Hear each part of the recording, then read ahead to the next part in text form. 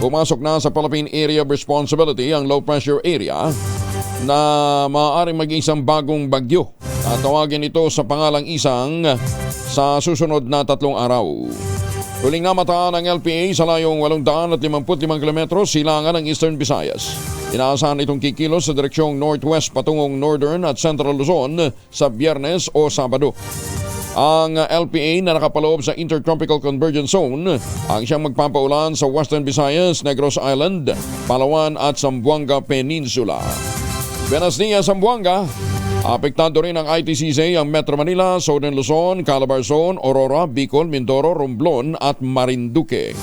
Batay sa forecast ng Pag-asa, makararanas na malakas na pagbuhos ng ulan ang Northern at Central Luzon simula bukas hanggang sa Sabado dahil sa papalapit na LPA sa landmass.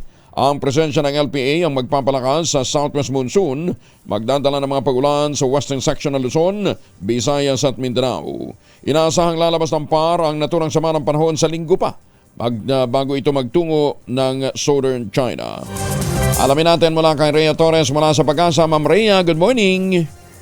Yes po, good morning po. Good morning sa ating mga tagapakinig. So currently wala pa po tayong isang pero meron po tayong binabantayan na LPA na nasa loob ng ating Philippine Area of Responsibility na kaninang alas 3 po ng umaga ay huling namataan sa layong 705 kilometers silangan po yan ng Infanta, Quezon. For now po, nanatiling medium probability na maging isang ganap na bagyo itong low pressure area. So ibig sabihin po mababa yung chance sa susunod na 24 oras pero sa mga susunod na araw ay may chance po na ito ay maging isang ganap na bagyo kaya patuloy pa rin po yung monitoring natin.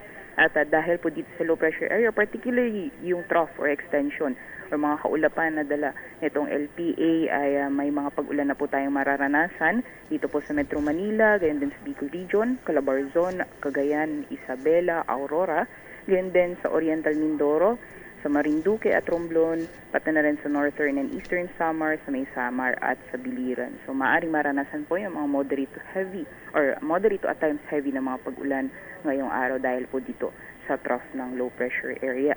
At yung habagat naman po, southwest monsoon, magdadala din po ng mga pag-ulan sa natitirang bahagi ng Kabisayaan, pati na po sa Zamboanga Peninsula, sa Basilan, sa Tawi-Tawi, gayon din sa Occidental Mindoro at Palawan. And for the rest of the country naman po, magpapatuloy po yung partly cloudy to cloudy conditions at kung may mga pagulan man ay mga panandalian po ito na mga thunderstorms. For now po, wala po tayong gale warning o babala sa matataas mga pag-alon kaya malaya pa rin mga kalayag ang ating mga kababayan na mangingisda pati na rin ang may mga maliit na sakyang pandagat.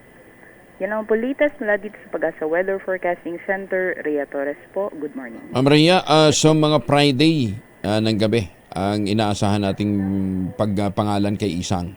For now po, nakikita natin na maaring by this weekend or Weekend possible pa. na beyond pa po niyan. So, for now po, nasa medium probability. So, ibig sabihin po, within the next 5 days, maaring maging isang ganap na bagyo po itong low pressure. Mabagal ba siya?